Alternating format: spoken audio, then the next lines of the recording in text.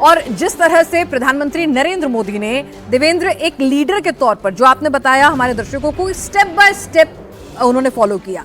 उन्होंने कहीं भी ये नहीं कहा कि भाई हम किसी मुल्क के खिलाफ युद्ध कर रहे हैं। उन्होंने सिर्फ टेरर शब्द का जब भी उन्होंने इस्तेमाल किया तो उन्होंने टेरर, आतंक, आतंक के आका, आतंकवादी, इसी शब्द का इस्तेमाल किया। और ऑपरेशन सिंदूर भी आतंक के खिलाफ था, यही बात उन्होंने बार बार दोहराई थी।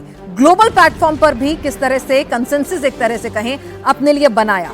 पहले वाटर स्ट्राइक की, इकोनॉमिकल स्ट्राइक की, एक वक्त लिया ग्लोबल प्लेटफॉर्म पर अपने लिए एक नैरेटिव, एक कंसेंसस बिल्डअप करने के लिए, और उसके बाद आतंक के खिलाफ इस कार्रवाई को किया। और फिर भी तमाम प्रोटोकॉल्स इस तरह से होते हैं कि हमारे डीजीएमओ ने वहां पर बताया कि भाई हमने आतंक के खिलाफ ये एक्शन लिया है। ये तो पाकिस्तान था जो आज प्रेस कॉन्फ्रेंस में भी कहा गया कि ये पाकिस्तान था जिसने आतंकियों पर हुए इस हमले के एवज में खुद अपनी सेना को उतार दिया आतंकियों की रक्षा के लिए, तो फिर हमारी सेनाओं को रिटेलिएट करना पड़ा।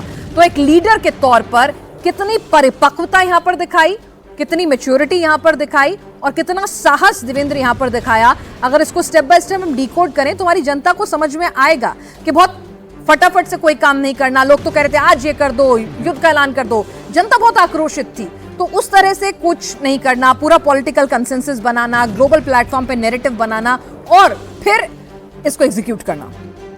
ये जनता के हिसाब से देखें तो वो आक्रोश स्वाभाविक था। हर व्यक्ति आक्रोशित था और उनसे कई गुना ज़्यादा आक्रोशित खुद प्रधानमंत्री नरेंद्र मोदी थे। गृहमंत्री अमित शाह, इनमें से किसी से भी बात कीजिए तो उस समय वो आक्रोश, वो एक कहते हैं ना कि आतंकवादियों को लेकर घृणा, उसका चरम रूप नजर आ रहा था। और उसमें हर बार यही आश्वासन मिल रहा था कि बहुत कड़ी कार्रवाई होगी और ऐसी कार्रवाई होगी जिसकी उन्होंने कल्पना भी नहीं की। सिर्फ बयानों में नहीं बल्कि ऑफ रिकॉर्ड भी अगर बातचीत हो तो यही सेंस मिलता था। लेकिन जो बड़ा टेक अवे था, कई बड़े टेक अवे रहे, उनमें से एक बड़ा टेक अवे हमले के जो ठीक बात रहा वो ये रहा कि इस हमले ने भारत की रफ्तार को रोका नहीं। इस हमले ने भारत को चोट तो पहुंचाई लेकिन इस तरह से सदमे में नहीं डाल दिया कि देश रुक गया हो। उसके बाद के प्रधानमंत्री नरेंद्र मोदी के कार्यक्रम को अगर आप देखें तो वो केरला भी गए, वो साउथ में दूसरे राज्य भी गए, महाराष्ट्र भी गए और वहां पर डेवलपमेंट प्रोजेक्ट्स किए। वेथ जैसा कार्यक्रम जो कि पूरी दुनिया में एक नज़ीर था कि ऑडियो विजुअल मीडियम का अनूठा ऐसा प्रोग्राम था जहाँ पर हो रहा था, और जो भारत के इकोनॉमिक सुपर पावर की दिशा में वो भी एक माइलस्टोन था, उसको भी रोका नहीं गया। जबकि बहुत सारी कॉरिडोर से ये चर्चा हो रही थी कि ऐसा तो नहीं कि भारत इसे रोक देगा, लेकिन न सिर्फ रोका नहीं गया बल्कि प्रधानमंत्री नरेंद्र मोदी ने उसमें शिरकत भी किया। यानी कि देश अपनी रफ्तार से चलता रहा, फौज अपनी रफ्तार से प्लानिंग करती रही। और ये सबसे बड़ी चीज़ थी कि पहलगाम हमले के बाद तुमने अगर आतंकवादियों ने या उनके पीछे उनके आका पाकिस्तान ने हमारे मनोबल पर चोट पहुँचाने की कोशिश की तो वो बिल्कुल भी नहीं हुआ था। सिर्फ ये ज़रूर था कि इतनी बड़ी चोट का जवाब उससे कई गुना ज़्यादा बढ़ा देना था। और इस संकल्प के साथ तैयारी चल रही थी, लेकिन किसी लेवल पे भारत ने कोई डिप्रेशन का मूड नहीं दिखाया कि हम अपने सारे कार्यक्रम रद्द कर दें, हम अपने सारी डेवलपमेंट प्रोजेक्ट सब कुछ रोक दें, 10-15 दिन के लिए ऐसा लगे कि राष्ट्र रुक सा गया है।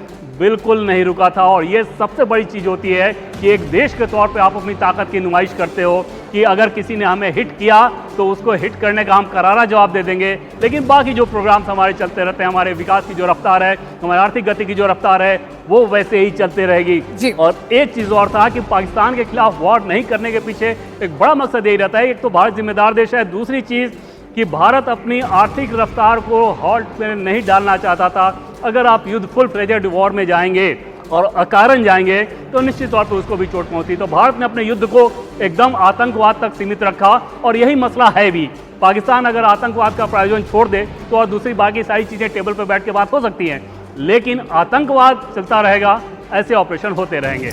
बिल्कुल देवेंद्र, जिस तरह से युद्ध शुरू करना आसान होता है उसे खत्म करना आसान नहीं होता है, और ये हम रूस यूक्रेन के बीच में देख रहे हैं। और हर युद्ध का एक टारगेट फिक्स रहता है, और हमारा टारगेट यहाँ से युद्ध भी नहीं था, हमारा टारगेट एक फिक्स था कि हमें आतंकियों के खिलाफ कार्रवाई करनी है और वो आगे भी जारी रहेगी। वो हमने की। तो बहुत क्लियर कट मैसेज यहाँ पर सबके लिए था, पूरे विश्व के लिए था, दुश्मन के लिए भी था, देश के भीतर भी था, और वही हमने यहाँ पर अंजाम भी किया है।